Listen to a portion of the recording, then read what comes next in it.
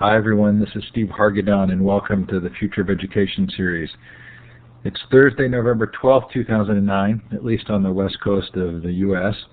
And our guest is Larry Cuban, Emeritus Professor of Education at Stanford University and the author of Oversold and Underused, Computers in the Classroom, The Blackboard and the Bottom Line, Why Schools Can't Be Businesses, and Why Is It So Hard to Get Good Schools, among other books. Welcome, Larry.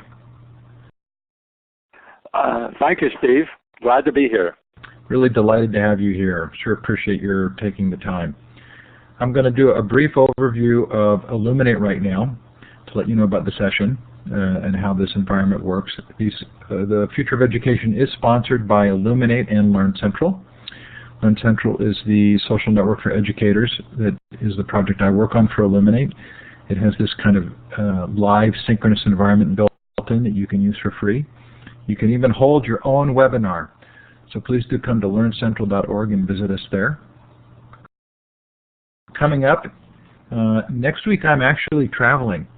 So I may or may not be available for November 19th session, but Howard Rheingold is coming on again for Howard's Brainstorms Part 2. There won't be any other sessions because of my travel until December 1st, when Dan Willingham's going to talk about why students don't like school. Julie Evans on December 2nd to talk about the Speak Up survey and Project Tomorrow. Curtis Bonk on December 3rd. His tome, The World is Open. Angela Myers on Classroom Habitudes. Sherry Toledo on her Web 2.0 Education survey. And then Elizabeth Kana on virtual schooling. Still to come, more Howard Rheingold, Jim G., Clay Shirky, Doc Searles, Tim Magner, David Thornburg, Dennis Lipke, and yes, fun to tell us, Sir Ken Robinson in January. So if this is your first time in Illuminate, I wanted you to be aware of how you can participate. You have different ways of participating, including grabbing the microphone and speaking. Jane Cross just raised her hand, so you can see that's one way of getting my attention. In this participant window, you have you can see the other participants, and you can also use the emoticons at the bottom of that window to express. So here's the applause, little hand, the clapping hand symbol. You can do the smiley face. You can also indicate you're confused with the confused look or thumbs down if you disagree. And to the left of that, that larger hand with the green up arrow is how you actually raise your hand if you'd like to take the microphone and speak. Now below the participant window is the chat area, and it's hard sometimes in a group of this size to see the chat as it goes past. So I'm going to recommend that you go up to View Layouts and change your layout to the wide layout. When you're in that wide layout, it's much easier to see the chat. The chat is really fun. We sure appreciate the back channel that it provides. It does help us if you keep that chat related to the session. Because otherwise it can be confusing if not. But it is there for your use, so we won't complain no matter how you use it. You can send the chat to another individual, and you do that by clicking on the drop-down box where it says this room, and you send it to another individual specifically. But do be aware that I will see all, as the moderator, I actually see all of those chats. Okay, we're going to let you use the whiteboard now. And I'm going to give you permissions to modify the whiteboard, and we're going to go to a map of the world and look for the little wand with the red star at the end. Click on that and then click on the map and let us know where you're listening from. And we know we've got Australia, New Zealand, Indonesia, maybe.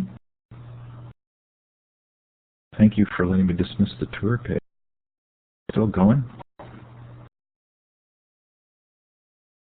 Yeah, close the web door. Thank you for letting me know. Sorry, I wasn't looking in the chat.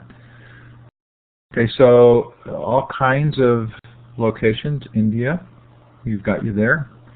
Is someone actually listening in from Africa?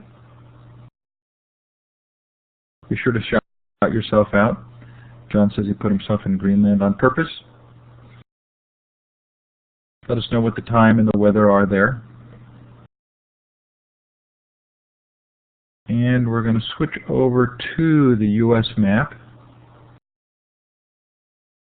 And if you're in the United States, you can do the same thing.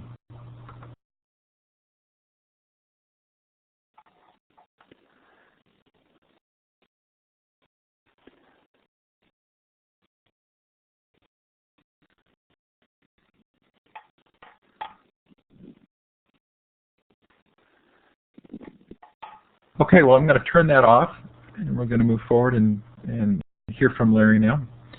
Sure, glad to have everyone here. Larry, glad to have you here. And are you in Palo Alto or Stanford right now?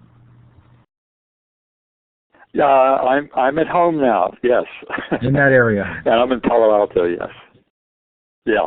So your ears, I think, may have been burning last night because I interviewed Alan Collins and Rich Halverson on their book Rethinking Education in the Age of Technology. And I don't know if you know it, but they quote you quite extensively in that book. It was a fascinating show. Is that a book you're familiar with? It just came out. It did, I think. It's a 2009 copyright.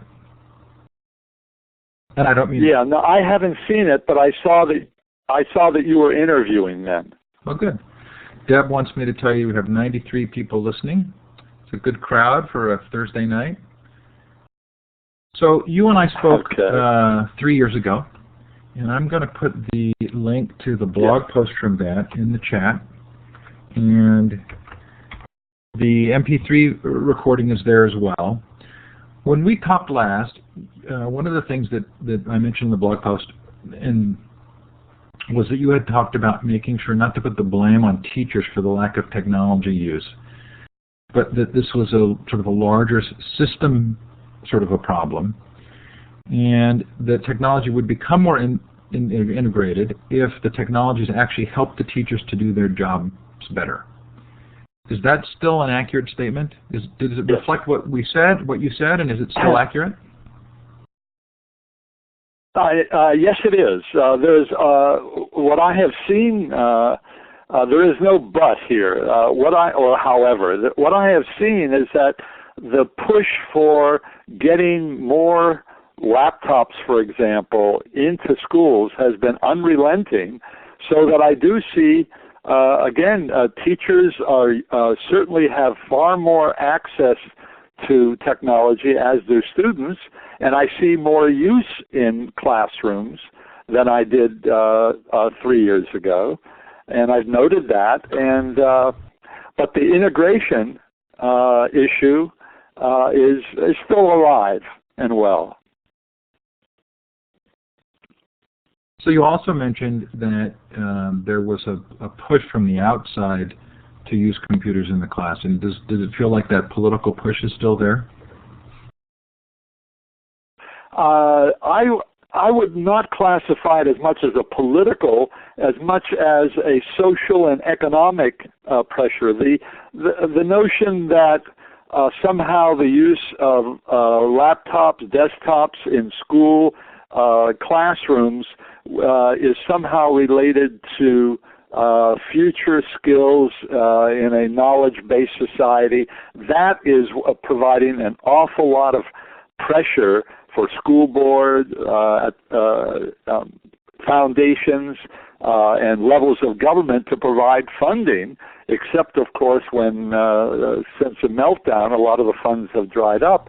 But nonetheless, that social and political pressure on schools and on teachers to use more of the technology is still there. So in the work that you've done, how do you address that perception? How do I argue against it? Well, argue against it, or try to put it into perspective. Yeah, I put it into perspective is good. Basically, schools reflect society. So if right now we're in a period of a strong centralization in the U.S., a lot of centralization at the state and federal levels of schooling, we're in a period where there is a great push for standards, and all of this is aimed for economic outcomes, which means that students are going to be ready for the job market. In U.S. schools, what it really means is that every kid is expected to go to college, and you need, therefore, access to technology. You need to know how to use it, and then the jobs that will flow after one gets a bachelor's degree are all going to be involved, in this case, high-tech devices. and therefore you have to be knowledgeable. So that notion, that larger perspective, is still in play. The argument that I make is that schools do more than prepare people for college, prepare people for the workplace, and as a consequence, technology can be a helpful tool, but it ain't the whole ball game at all. Well, and I get the sense that the part of the message you're giving as well is that if the technology really were useful, we would be seeing it more, and that the example of that is what you see on a university campus. Is that a question, well, I didn't form it as a question, but it was intended as a question. So is that accurate? That in part, even though there are people who are heavy proponents of the use of technology in school, you would say that if in fact it were really helping teachers to do their jobs, that it would be more adopted? Well, when I go into schools in different parts of the country, I see a lot of desktop computers, laptops, and I see teachers and kids using them inside class, outside class, like the university campus. There's no question about that. There is certainly far more availability of these high-tech devices. Some of them are expensive, some less expensive, and they are being used. Now, are they being used in terms of being integrated into daily lessons? In some cases, yes. In some subject areas at the secondary level, yes. Are they altering how teachers usually teach? I don't think so. And it feels a little... Does that respond to your question? It does. Steve? And it felt to me a little bit like there are sort of two competing ideas that there's some tension between. One is that if the computer were really helping to alter the student's educational experience, teachers would figure out how to integrate it more. The other being that schools as a system generally tend to resist change. So it's hard for me to know where to land in terms of an understanding, because I tend to be part of a group that's sort of passionately interested in the use of computers, feeling that that will transform education. But then I read your material and I feel a little sheepish about taking that side. Well, let me point out a couple things where, and then we can have this continuing dialogue. Number one, schools are not resistant to change. Schools do change. I mean, there is no question about it. Look at what's happened under No Child Left Behind with the testing and accountability in the U.S. There have been a lot of changes in the curriculum, in how teachers teach. In fact, it reinforces certain kinds of teaching. Now, the second piece of that is that a lot of these high-tech devices are being used, but not in the way that passionate people like Steve necessarily want. They may not be used imaginatively, creatively, and they may be used, in effect, like unimaginatively. So this is very frustrating to a lot of folks who want to see teachers kind of break free of these kinds of shackles and really use it in creative ways. Now, I see some teachers who do that. I've been very impressed with a small minority of teachers. What I see is that, there are basically three divisions that I would make among teachers. There is a small minority of the kind of teachers that you would love to take out for a beer, Steve. They are terrific.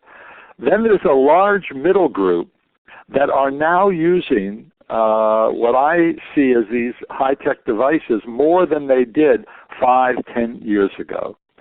And then there is a smaller group, not as large as it used to be, of teachers who don't see high-tech devices as a future in their lessons. Maybe you want to respond to that. No, I think that's, and again, I said sheepish, but I think in a positive way, meaning part of what I've loved about your material is the degree to which it feels thoughtful and not looking for easy answers, and willing to kind of look at the actual data to determine what's really taking place. There was one other piece of this that we haven't mentioned yet that I'm not sure how it fits in necessarily, but it's the role of commercial companies. That was the other theme I was reflecting on from the previous conversation. And this certainly came up last night in the discussion that we had. What's your view currently of the role that commercial companies are playing in this dialogue about technology?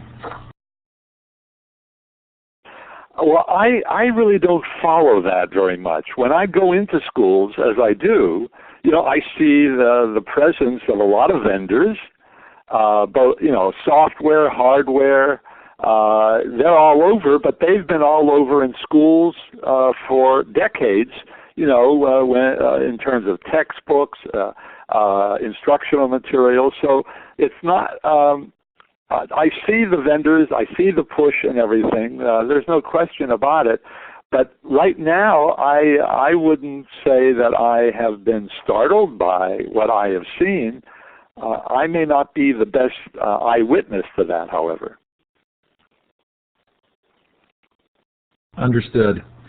So Collins and Halverson, reading their book sort of made me feel as though we were about to experience, and they say pretty specifically, that there's going to be a revolution in education. That in the industrial age, then we had a revolution in education to reflect industrial values. Now in the knowledge age, we're going to see really dramatic changes to education because of that change. How do you respond to that? Sure. Am I allowed to snicker? Yes, please. That's why you're on the show. I'm snickering. I'm snickering now. Look, I'm 75 years old. I've been in public school work since 1955. So that's 55 years, coming up on 55 years.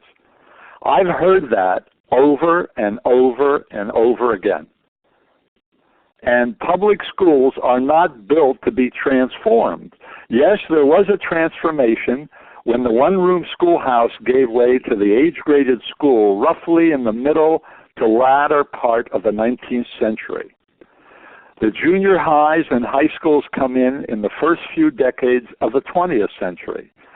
That didn't transform public schooling. What it did was to make it more of a pyramid, an elongated kind of stretch where a student's career would begin somewhere around kindergarten, first grade, and would go all the way through the 12th grade. But transformations, particularly triggered by new technologies, I just haven't seen them in my lifetime, and nor do I expect it to occur. And it's just the repetitiveness of the claim that permits me to kind of laugh behind my hand. So I'm enjoying this immensely. And in part because one answer to this would be, well, they'll keep making the claim, and then when it is true, of course, the claim will have been made. The other is that I went through the change in the late 80s, early 90s that we experienced in business, that where the computer had for a period of time really not done anything, and then all of a sudden we really kind of revamped everything we did around the computer. And so I still hold this sense, because of my personal experience, that the same could occur in education given the right tools that actually become so compelling that we want to revamp.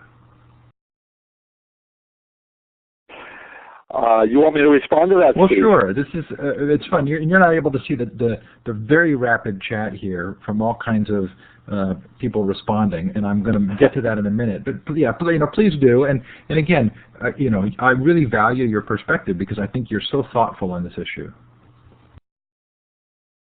The fundamental mistake that people make when they talk about school education, formal education being revolutionized or transformed, their fundamental error in thinking is that they believe that schools are built around one mission, which is for all students to gain knowledge and skills. Now that is extremely important mission. But public schools have had important missions in addition to that. For public tax-supported schools in the U.S. have had multiple missions, of which one I just said, but the other, which is of making citizens, of socializing children and youth into the core values of the community, of making schools avenues of social mobility. All of those things are looked upon as by people that they expect public tax-supported schools to do all of those things. So the air that people make who are committed to high-tech devices or some kind of technological transformation of schools, and this is what Christensen does in Disruptive Innovations and the new books that have come out by Chubb and Moe, all about somehow there's going to be a revolution. They neglect to look at public schools as having multiple missions that taxpayers and voters and parents desperately want them to fulfill, such as making sure that kids take their turn in crowds, that people are kind to one another, if possible, that kids in kindergarten can, in this case, take turns. You get what I mean, Steve. I do.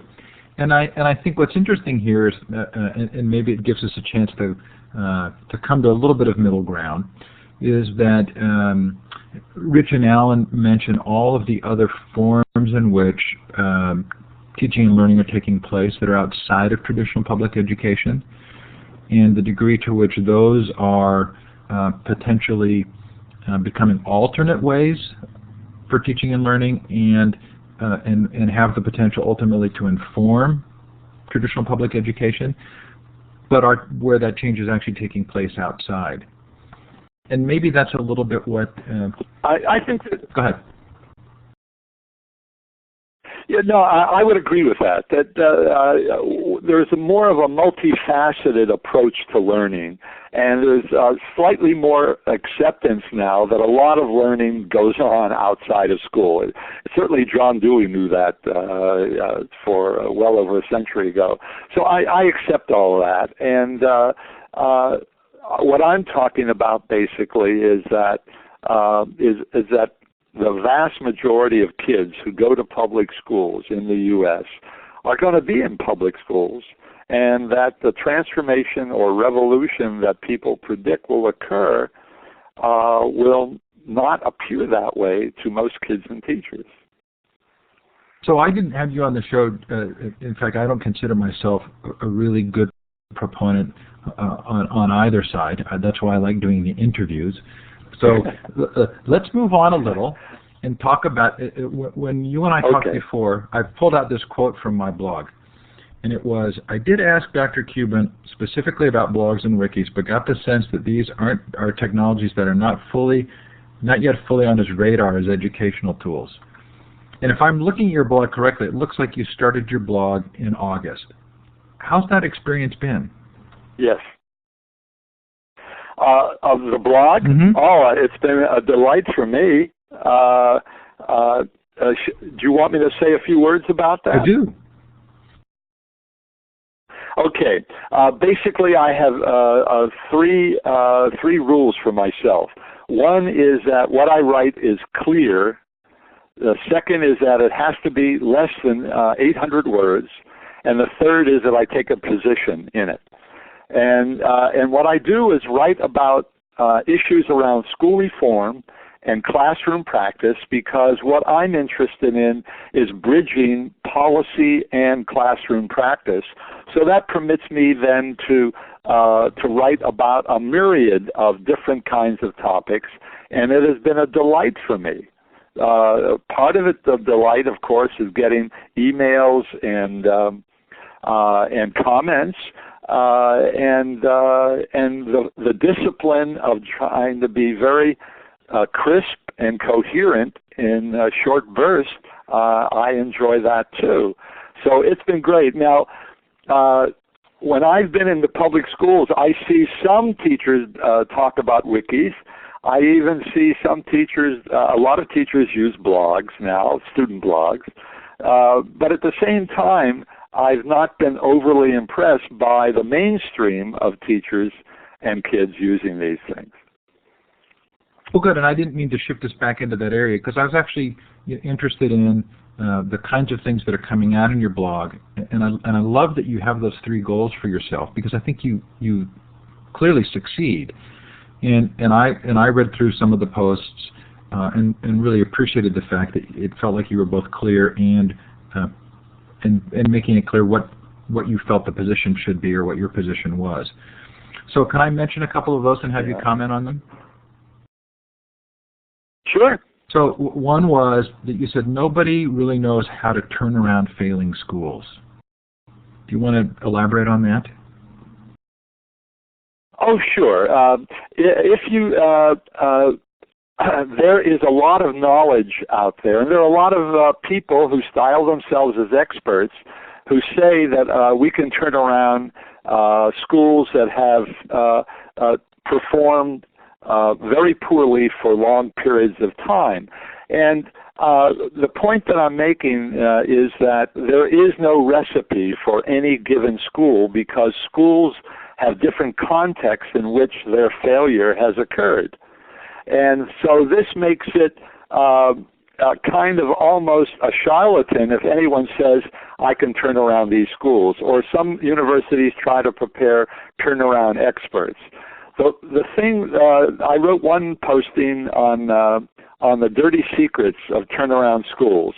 And one of those dirty secrets is that, yes, there are ways to turn around a particular school and get a low-scoring school to reach into the moderate to high scoring, but that school doesn't mean it'll stay turned around. And that becomes a problem, the instability of the changes that occur in schools. And the second issue, the second dirty secret, is that the kind of expertise and the skills, the capacity to do that is not spread very, it is spread very thinly among educators. There aren't those large cadres of people who can, like SWAT teams, go into these particular chronically low-performing schools and simply get the job done, dust their hands off, and then leave. There just aren't those kinds of people around because those schools are not attractive venues for a lot of experienced people. And that's why it's so hard to staff schools like that. Sure, you bring in coaches, you bring in experts, and they can make a difference over a short period of time. But you still have the teachers who are going to be there year in and year out, and they are the ones who have to carry the water to make that school stay better rather than just score well for 1 or 2 years. So again, Larry, I apologize that you can't see this just incredibly prolific chat discussion going on. But I do want to ask Jane Cross, if you wouldn't mind raising your hand. I'd like to give you the mic, Jane. And can you describe the reaction to Larry's post that you are aware of today, or anyone else who would like to contribute? Okay, Jane, I'm giving you the mic, so go ahead and click on your mic button to turn yourself on there.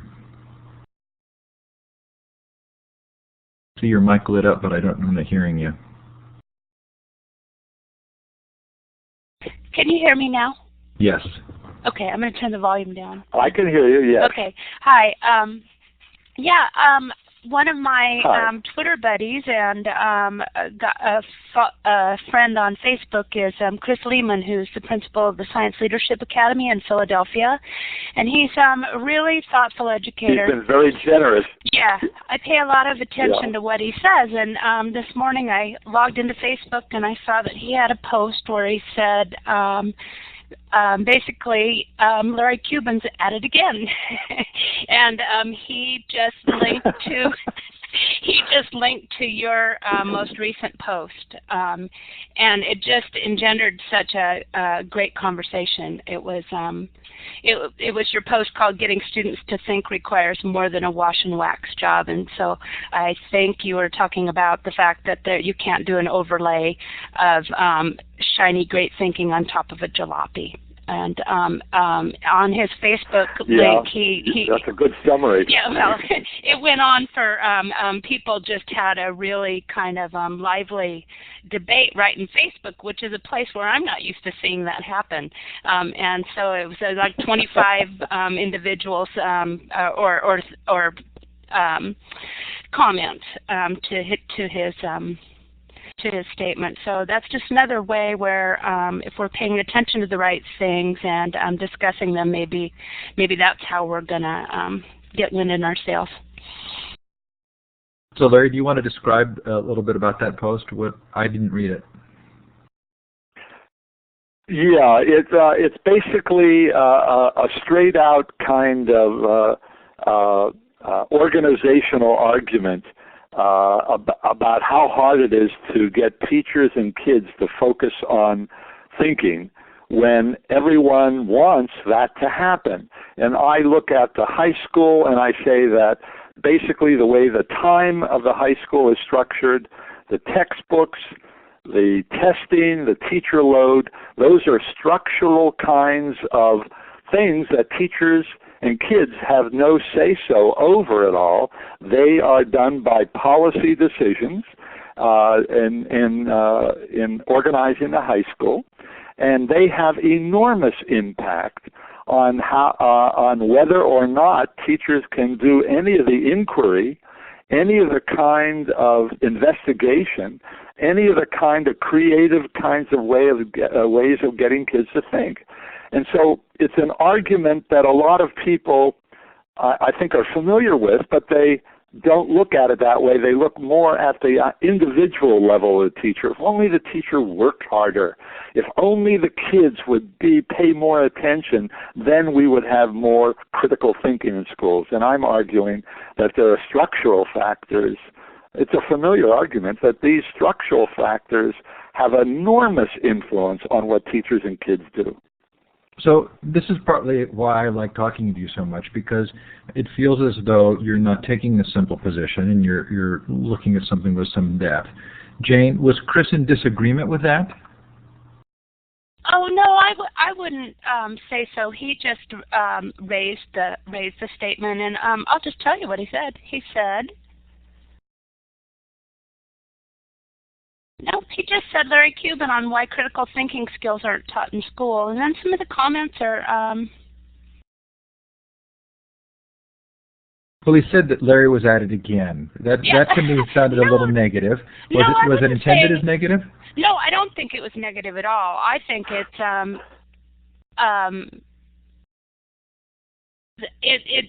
I think he's in agreement that it's difficult that there are structures that interfere with your ability to kind of have the conditions that are supportive of critical thinking and real engagement. And I think one of Chris's amazing opportunities was the fact that he got to start a school from scratch. And I think that when you go into the Science Leadership Academy, you're seeing critical thinking engaged everywhere you look. Okay, so there is some commentary in the chat that Chris was not being critical of Larry, and is that Diane who's saying that she spoke about it with Chris today? Okay, so Jane, thanks for doing that. I want to move on if we can. Appreciate your willingness to share there. So one of the other things that you said in the blog was that how teachers teach and the best ways of teaching are really not known by policymakers, researchers, and parents. Can we talk about that for a minute? Well, let's see. Is that, I forget, is that a direct quote, Steve? Gosh, I thought it was close, but why don't you modify it to what you actually believe? Yeah, basically the point that I'm making is that the people who make the major policy decisions around how time should be structured in school, what materials teachers are to use, what technologies teachers should be deployed for teachers and kids to use, those decisions by policymakers tend to be uninformed about how teachers usually teach every day. what a lot of policymakers have in their heads, these decision makers in the U.S., let's say at the school board level, at the state level, or at the federal level, just remember their student days, because most policymakers do not come out of teaching. Some do, but most do not. So as a consequence, they tend to be quite unfamiliar with what goes on in classrooms in a routine way. When teachers are expected to work at the high school level, 5 periods a day with 20 to 30 or more kids. At the elementary level, 5 to 6 hours with one group of kids. They tend to be unfamiliar with all of the constraints, pressures, and delights that do occur in those situations. Now, parents, of course, will know from their own experience and from what their kids tell them about school. Unless they're adolescents and the kids are teenagers, they're not going to say too much about school. But in any event, it's this lack of direct knowledge about what goes on in classrooms that proves to be a kind of obstacle to getting a lot of policies that would be helpful to teachers put into practice. Well, I found that particularly interesting. I'm going to just tell you that in the chat, so it's Diana who let us know that Chris was not being critical, who then mentions that Chris bought a class set of your book, Tinkering Toward Utopia, for his modern educational theory class, and it was delivered. The set was delivered today. So you obviously have somebody who was not intending to be critical. I don't think. Didn't sound like it. No, Steve. On the blog, they have pingbacks or whatever they call it. I'm not quite sure if that's a correct word, but what they have. This Chris has been very complimentary. And so I did not take any of his comments to be negative at all. And even if he were negative, I'm just glad that he's reading the damn stuff. Okay, so I wanted to talk a little bit about the projects that you're working on, one of which is the study of school reform in Austin. And apparently there's going to be a book about this called As Good as It Gets. Do you want to kind of tell us what you've been seeing there? Sure. This was a case study of a big city system that had one superintendent for a decade, from 1999 to 2009. And what I did, I was contracted to write a description and history of the Austin schools for not only those 10 years, but beginning in the segregated schools and the desegregation that began in the 1950s. So I looked at Austin over a 50-year period, but with a high concentration on the last 10 years of this particular superintendent's reign. And I point out that a lot of gains, a lot of successes, a lot of small victories did occur in Austin. But there is a but. What also became obvious to me is that in the past 10 years, as much as there were many, many gains, there were some schools that were chronically low performing at the elementary and secondary level. They tended to be mostly minority and poor, and they could not be extracted from that kind of chronic low performance. And even in the midst of what I would consider very enlightened, very wise policies and practices by the Austin Board of Trustees and Superintendent. So that's why the title, As Good as It Gets, and that that there are conditions beyond which public schools can need to have far more concrete help than expecting schools to cure everything by themselves. You don't even have to buy the book now. That's what the book's about. Oh, I'm sure we'll all order sets for the different classes. Were you talking about the Austin materials when you talked about how slow and labor-intensive the process is of actually trying to improve a school? Yes. It's Austin. It's also all of the schools that I've worked with over the past half century as a teacher, as a superintendent, and as a researcher, yes. So the Austin book, then, is a culmination of lots of knowledge and experience that I have had about school districts and individual schools. Yeah. So it looks like you have another book coming out in 2010, Against the Odds, and this is yes. Related to Mapleton, where a large school district was converted into several small ones. Do you want to talk about that? Yes, I do appreciate your mentioning the book, Steve. That's very kind of you. The Mapleton story is a very different story than Austin. Austin has over 80,000 kids. Mapleton has 6,000 kids, mostly Latino, and a rookie superintendent in 2001 was tried very hard with her executive team and school board to kind of take a chronically low-performing high school. It's a one high school district.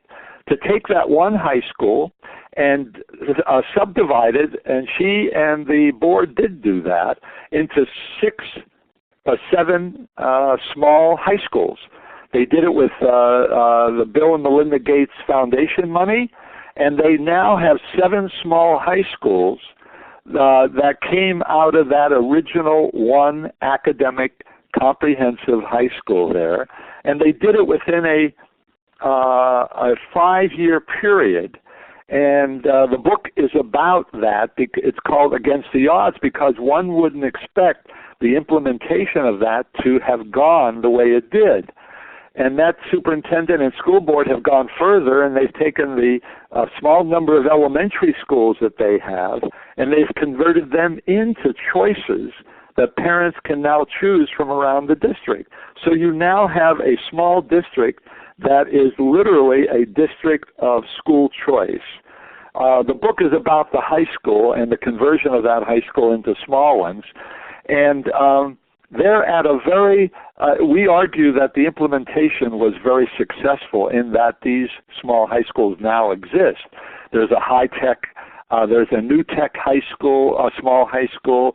There's a coalition of essential schools, small high school.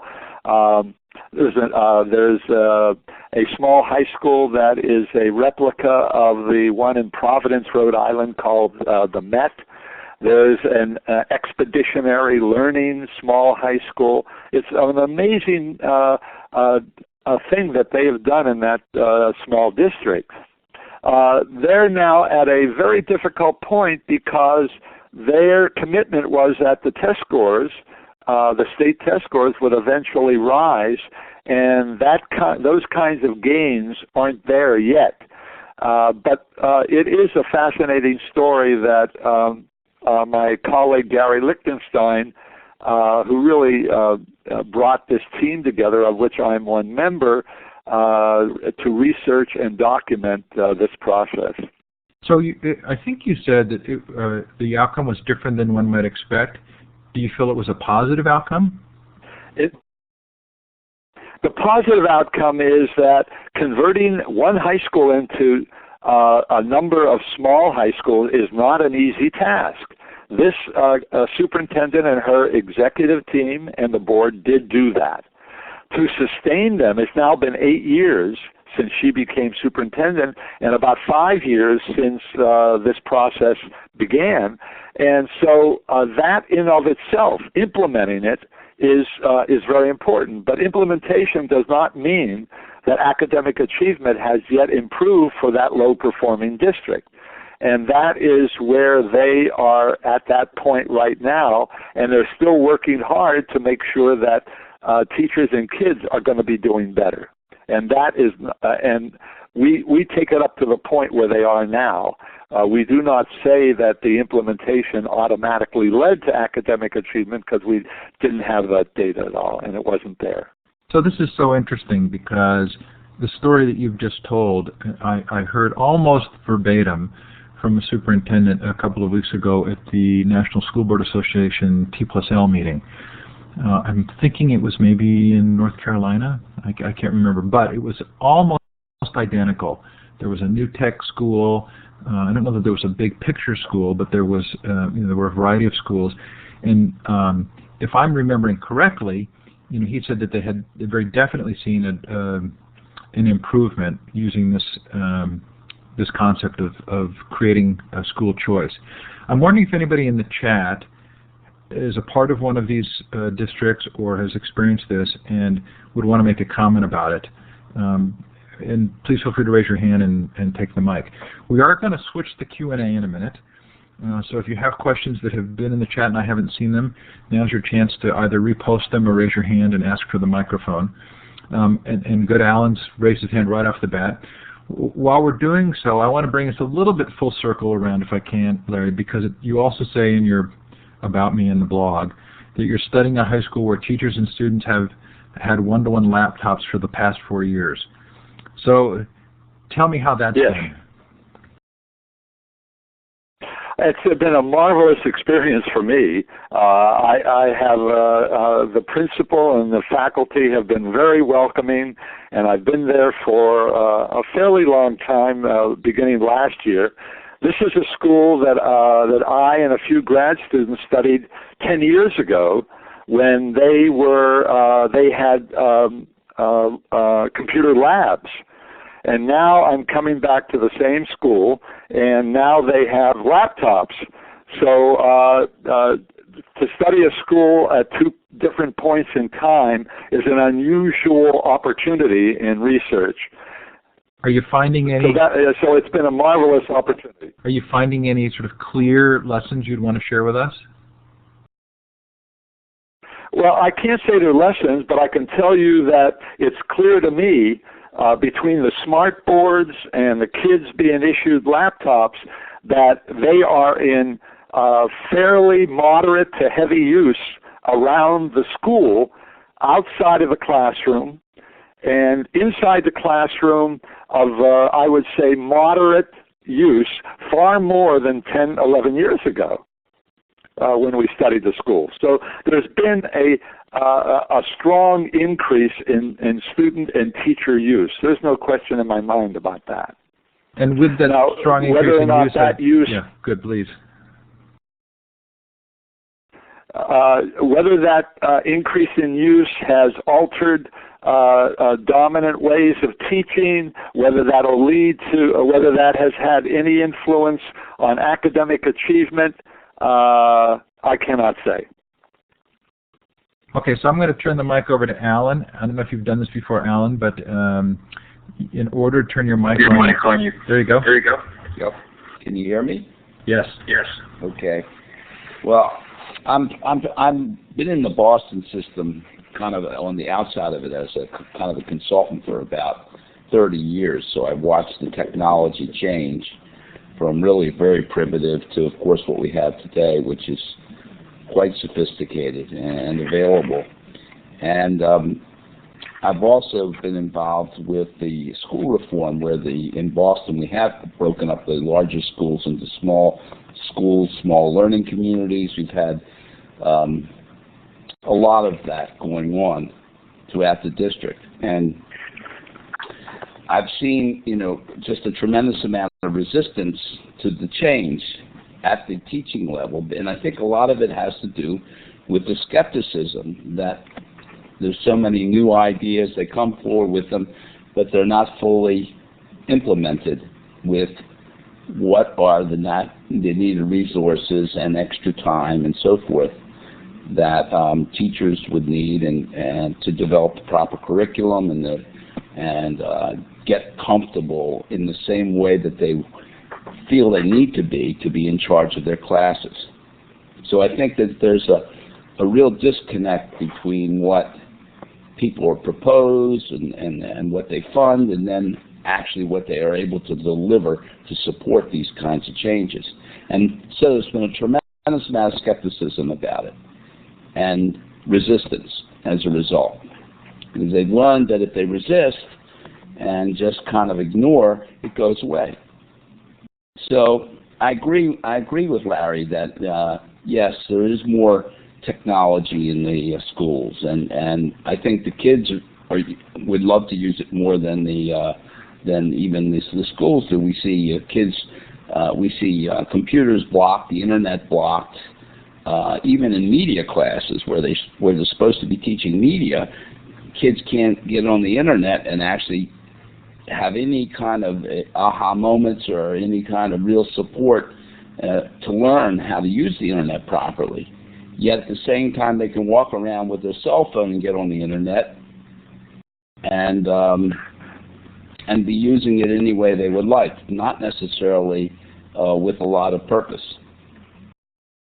So that's just an observation. But in terms of the actual changes in the schools, they're really struggling, and they keep reinventing themselves, and without a whole lot of commitment and conviction about the vision that they pick up each time. So thanks for that, Alan. Did you want to respond in any way, Larry? It's a familiar story that Alan lays out, and so he said it very succinctly, and I would only be repeating. And I say that this is how many years after a lot of this stuff has been written about? It's been decades, and this is Alan's experience. So I have no more to say about that. Good. So we had another hand raised. Manoj, I'm going to give you the mic. You can do the same thing. You click on the microphone button, turn your mic on. Can you hear me? Yes, we can. Perfect.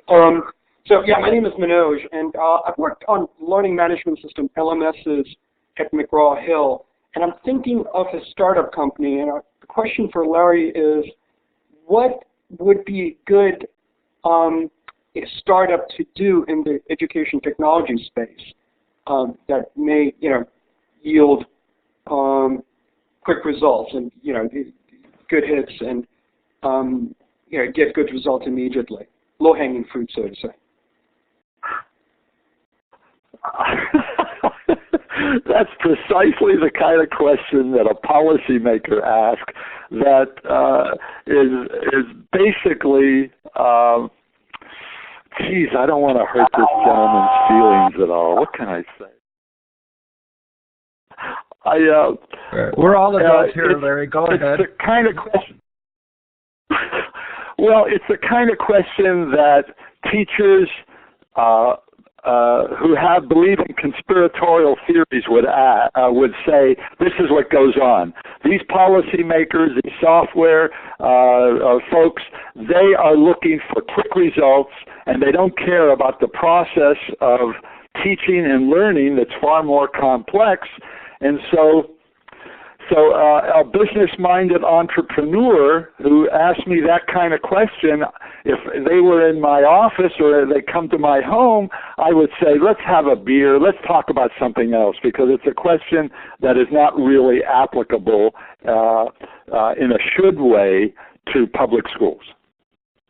So sorry about that. Well, no, and aside from the fact that I mispronounced his name, and now you've made that statement, I'm going to give him the mic again so he can surely come back and ask a follow-up if you'd like.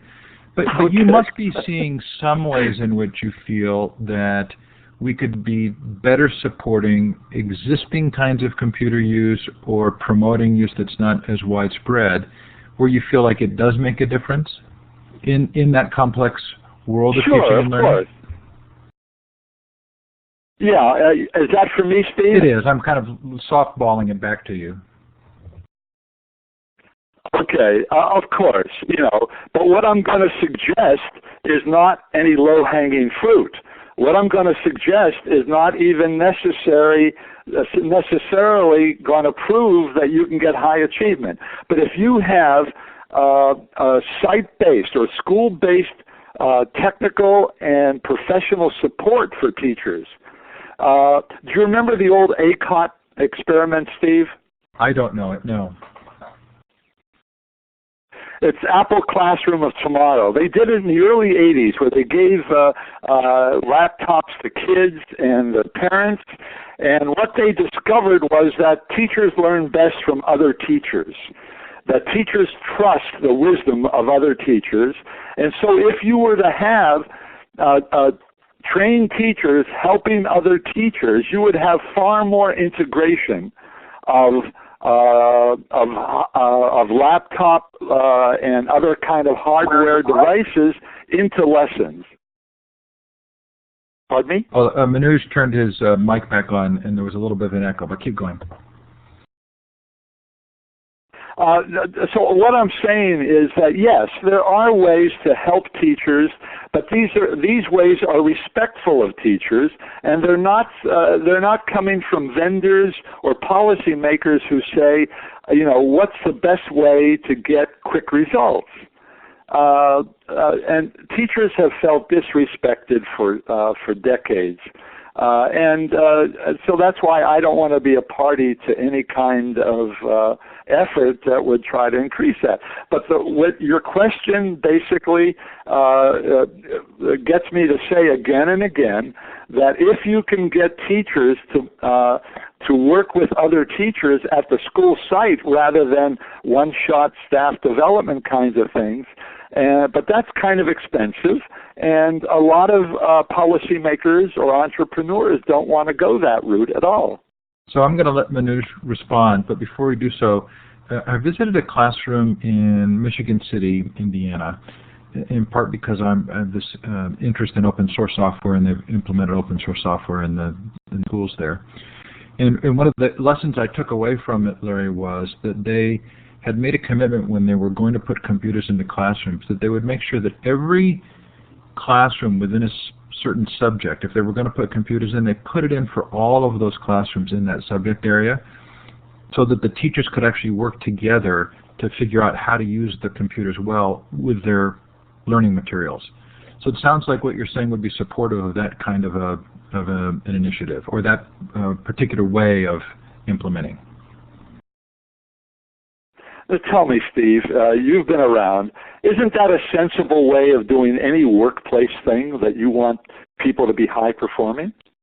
You give them the tools, and you tell them to work together, and you give them support.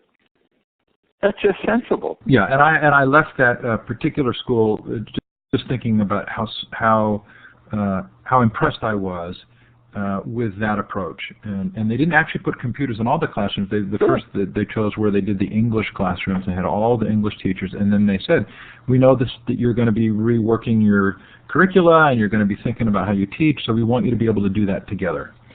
Manoj, did you want to respond in any way?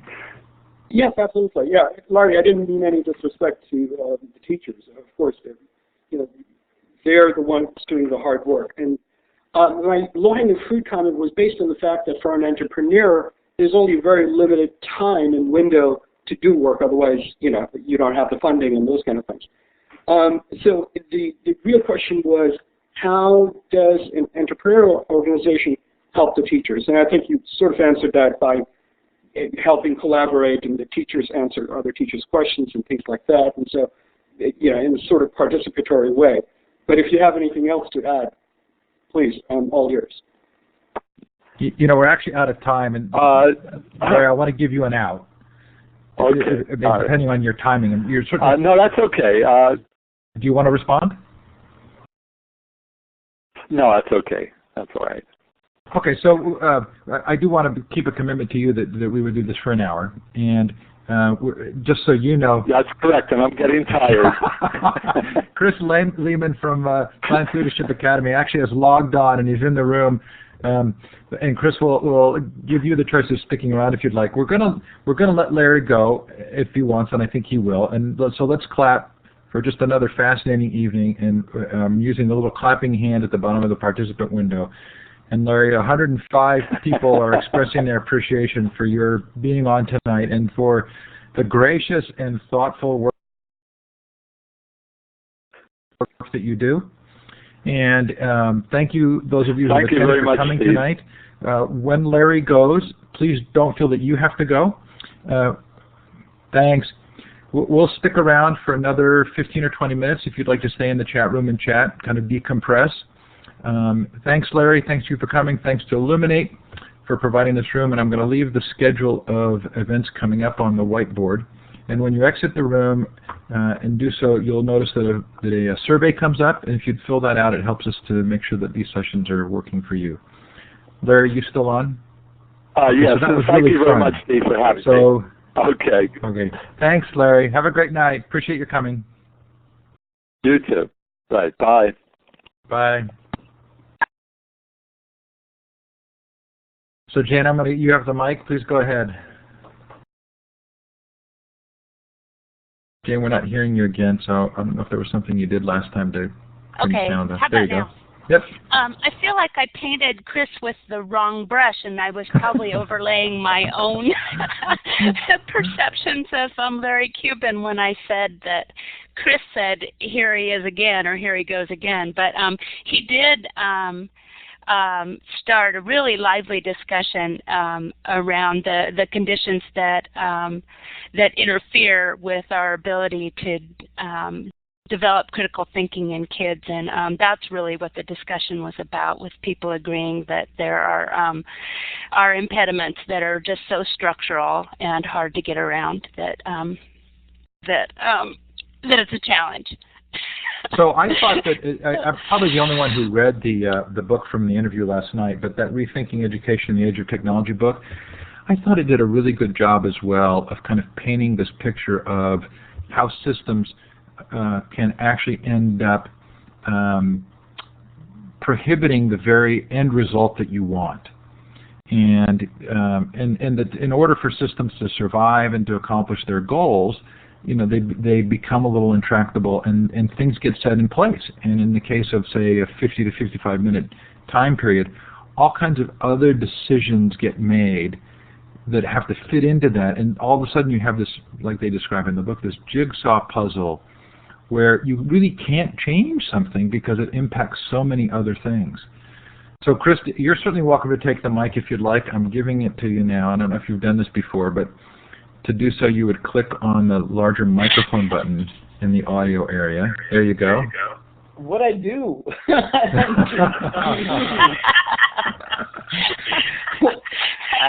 You got a lot of good press tonight. Were people bad-mouthing to me to one of my favorite Chris, this morning you had the most kind of professional conversation in Facebook that I've ever seen with a lot of people when you posted about Larry's latest post about the challenges of driving critical thinking.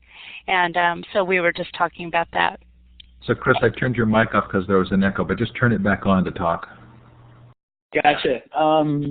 Yeah, I actually have to be a little quiet. My kids just went to sleep in my office. It's not far from their bedroom. So, yeah, I mean, to me, Larry is, and I like I said, I'm really sorry I wasn't here tonight. Larry is one of our great thinkers, and I think that the impediments he puts out there for what gets in the way of critical thinking, and the schools that he mentions, especially in that blog post that I linked to, are all schools that are doing some really wonderful things towards trying to drive critical thinking. Larry has also, I think, been one of the great sort of techno-skeptics out there,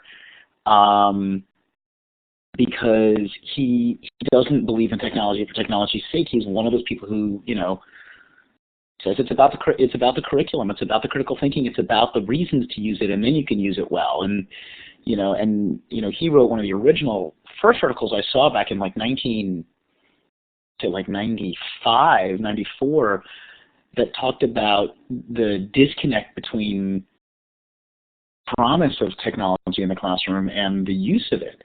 And he kind of made this point that everybody says teachers are techno-skeptics, but really teachers are oftentimes in their personal lives among the early adopters of technologies, and they've just never brought that into their classrooms for what were very good reasons. And that article was sort of a classic to me, because even as we built SLA and we sort of looked at how are we going to get these people to use technology, how are we going to get our teachers and our students to use technology authentically and progressively, the things that he talks about creating the time, creating the reasons, creating a demand, and doing it in authentic, real ways that allowed us to work better. A 15, 20-year-old article really sort of still pointed the way towards a lot of truths that we found. So it's really he's one of my heroes. Well, yeah, and I think that came through. And thanks for turning your mic off, Chris. I think that came through, and especially Diana helped us by indicating that you had actually ordered a set of his classes. So there was it was never left in a way that he would feel that there was a disagreement. But I would love to have had Collins and Halverson on with Larry, because I think then you would get some sort of really interesting dialogue. Diana, Chris, do you want to mention EduCon? Give yourself a plug there. Absolutely. So we've got EduCon coming up. We're putting the band back together. We are going to do it again this year. It is January 29th through the 31st. It is going to be SLA once again. We have an amazing lineup of people coming and speaking and running sessions and facilitating, from Will Richardson and David Warlick and David Jakes and Gary Steger and I'm making on all the names, Sylvia Martinez, Cheryl Nussbaum Beach, just so many amazing people who are going to be giving sessions, which is wonderful. John Becker. Kevin Jarrett did not submit a session this year. We're very sad. Yeah, Cheryl's going to be there this year. And those are all people just facilitating, and these are the folks that usually are doing, 300-person rooms. And of course, they're, giving us small sessions in our classrooms, which will be really wonderful. We have a lot of new people doing participations. We've got a whole lot of teachers doing amazing things this year. And then I am personally unbelievably excited about our Sunday morning panel, which I think is something that hopefully Larry would actually enjoy, which is Sunday morning for an hour and a half. We are going to be having a discussion. What is the disconnect between policy reform and pedagogy reform? And our speakers are Doug Levin, the newly appointed Executive Director of CETA, Michael Horn, co-author of Disrupting Class, Linda Roberts, who was the head of educational technology at the DOE under the Clinton administration. And this is, I'm going to announce this year, it is 99% done, so we haven't made a public announcement, but I'll say Linda Nathan, the founding principal of the Boston Arts Academy, who just published her book, Lessons from an Urban Classroom, are going to be on that panel, and we're hoping to get at least one more speaker that I can't quite name yet, but that's really exciting. We have our Friday night panel with the question we're going to tackle this year is what is SMART? We've got a group of folks from outside the educational sphere or tangentially related to it talking about that idea. And I saw your question, Jane. Our kids are we have 2 students who are co-chairs. Our kids will be running sessions. They'll be doing all the tech support again. They'll be doing all of that stuff. As Diana said, we're going to be announcing all of our sessions hopefully in the next week or so. We are in the middle of grades, narratives, and parent conferences. So, but it is an unbelievably exciting time. We're really thrilled. We're going to cap registration this year at 500. So, I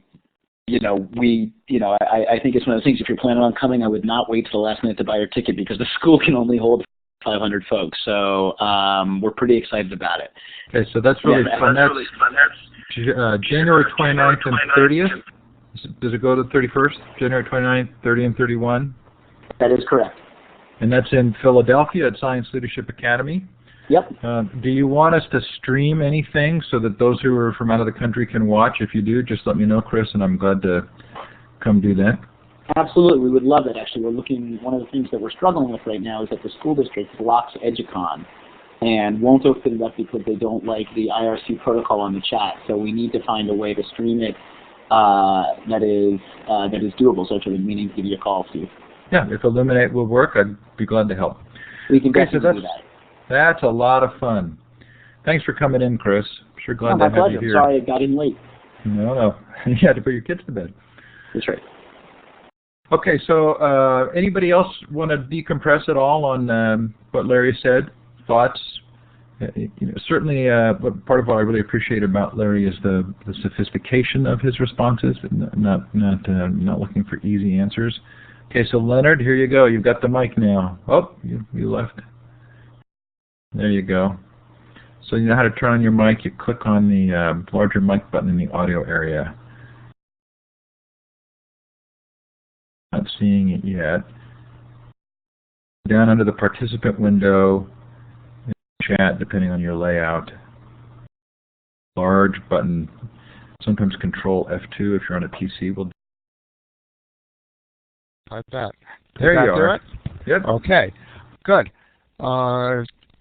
Good. So I think the main thing that I get out of this is that Larry is still looking at regular schools and regular classrooms.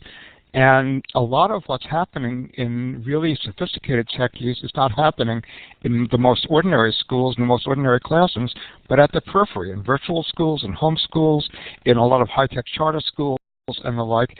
And as Collins and Halverson was saying last night, people are exiting from the public schools in considerable numbers. I mean, Collins, I think, overestimated a 29%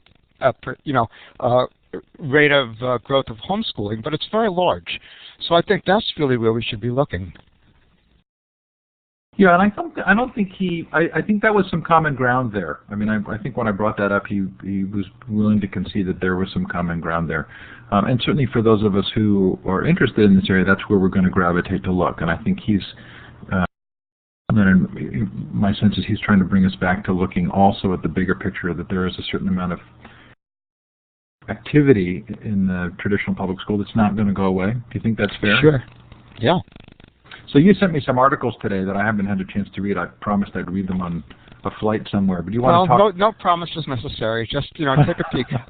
The one on Larry is the concept of fundamental educational change, and that's what I'm trying to do there, is really undermine his entire conception of organizational change, because change is not going to come in school organizations. It's going to come throughout society, and it is coming. And people are exiting the schools for many reasons, but one of them is because the schools are less and less functionally associated with society. That's why you see the growth of home schools and the growth of charter schools. I've told this story before, but I spoke in Pennsylvania a few times last year, and I turn on the radio and there's Pennsylvania Cyber Charter. Every time I turn on the radio, I heard an ad for it. My son graduated from that school. Interesting. So are you in are you in Philadelphia area? Yes, I am. Oh, so do you know Chris? Have you guys connected before? No, we haven't, but maybe we can. I was at Temple. I'm retired now, but I was the head of the Education Leadership Department at Temple. Oh, good. So Chris is at Science Leadership Academy, which is Chris, you can correct me if I'm wrong, but it is a Philadelphia public school, but it has a little bit of special history related to it. Can you tell me more or less where it is, and I'll get in touch.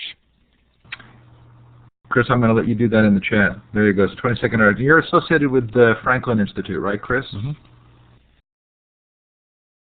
Yep. Great. Good. That's a fun connection. And Leonard, I'll tell you, and Kristen already knows this, but my grandmother was Anna Mendenhall Lancaster. Mm-hmm. Anna Lancaster Mendenhall. So anyway, I have deep roots in that area. I love going to Philadelphia because I get to go to cemeteries and look up family history. Yeah, I love Lancaster out here. Well, same family. So that's a fun connection, and I'm looking forward to reading those articles, and I really appreciate you sending them along. Wonderful. And hopefully you'll join us again in some way. Good. Anybody else want to give a reaction to what we saw tonight?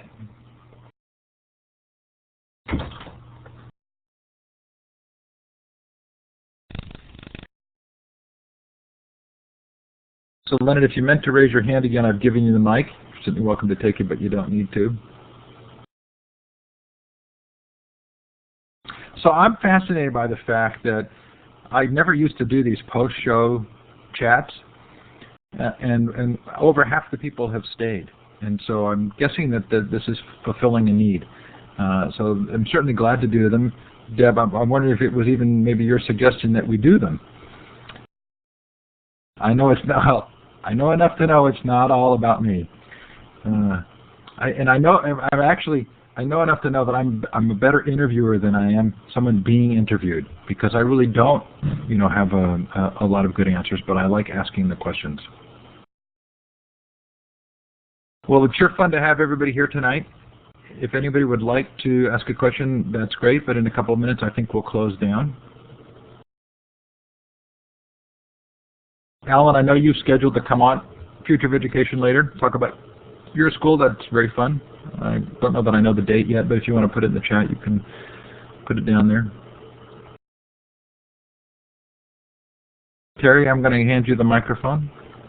There you go. Okay, I'm a infuriated race to the top kind of a person here. I just wonder what people think about this gigantic reward being dangled in front of the entire country, and what it's going to mean for schools. You know, SLA, for example, and other schools. What it's going to mean for progressive schools, and what it's going to mean for especially super poor schools that may not have the consultants, will not have the consultants to put together the great plans to drag in the stimulus money for the race to the top. It looks like Chris raised his hand, so Chris, go ahead if you wanted to respond. Sure. I think race to the top. Number one, I think the worst thing about things wrong with race to the top is it's foolproof. It's not that much money. It's a big amount of money in a great, but it is the amount of money that you can get from it is actually at the end of the day pretty.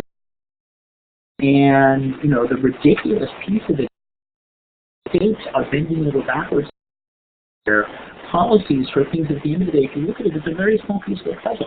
I think it's ridiculous. So, Chris, your audio is going in and out, and I think maybe you lowered your voice or moved a little away from the mic, but we heard most of what you said. You could maybe repeat a synopsis if you wanted to. Sure. The quick version is I think at the end of the day, states are bending over backwards to meet these requirements, and at the end of the day, it doesn't mean a lot of money. This is going to affect a very few number of schools, a very few number of districts, or if they try and spread it large across the state, it's a very small amount of money. And it is essentially, they are bribing states to do merit pay and charter schools for, at the end of the day, what is very little money to support it. It is, you know, the worst, you know, whether people agree with NCLB or not, there was no, you know, it was without question an unfunded mandate. What this is an unfunded reward, and I'm kind of shocked by it. I'm kind of, you know, it is. I think educators and people at the state level, even at the district level, can't believe they're being offered any money, so they're sort of fawning all over this. I also think that if this was done over during a Republican administration, the education establishment would have been up in arms over it, and because it happens to be happening under a Democratic administration. I think, by and large, the education establishment is asleep at the wheel. This is a very, very radical shift in education policy that is being you know, sort of pushed with the carrot dangling part of it for money. And I, for one, am offended by it. This should be deliberative. If we're going to make these kinds of changes, this should not be something done without debate. This should not be something done without understanding that there are issues that go with it, and there should be some research to suggest that merit pay and or charter schools are fundamentally better than what we already have. So, you know, I'm incredibly disappointed. I can't believe that someone who Linda Darling-Hammond on his education person in the campaign is now peddling what I believe to be a very shallow education policy. And I'm incredibly disappointed in the president and what's going on right now. I'm really disappointed.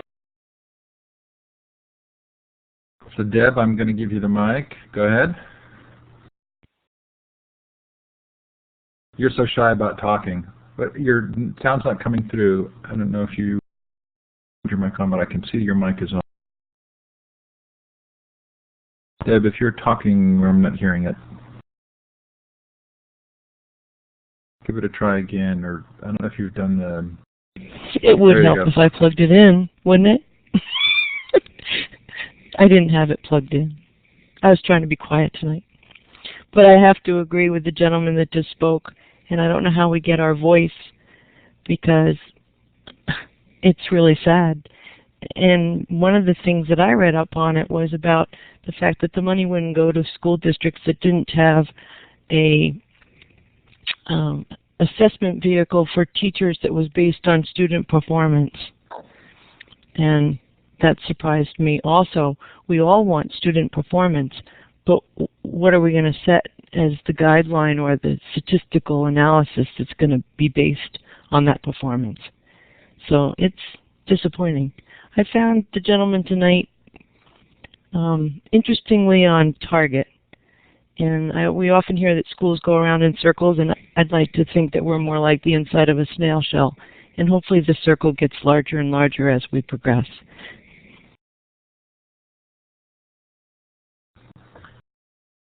Okay, thanks, Deb. Wouldn't be the same without you chiming in now. You've become a regular. So I've actually got a family commitment that I need to start preparing for. Seems like we're maybe ready to wrap up. Might be interesting to do to think about what kinds of sessions we could do. Again, I'm going to be gone for 2 weeks, so I apologize. We'll be doing much during that time. But December should be fun, and then come January, we're to have some great sessions coming up. So thanks for coming on tonight, everybody. Thanks for being here. If you just close your window out, you'll log off, or you can go up to File and Exit. And if you don't, in a couple of minutes, you'll notice that I actually bump everybody out of the room in order for the recording to process. Have a great night. Take care, everyone. Good night.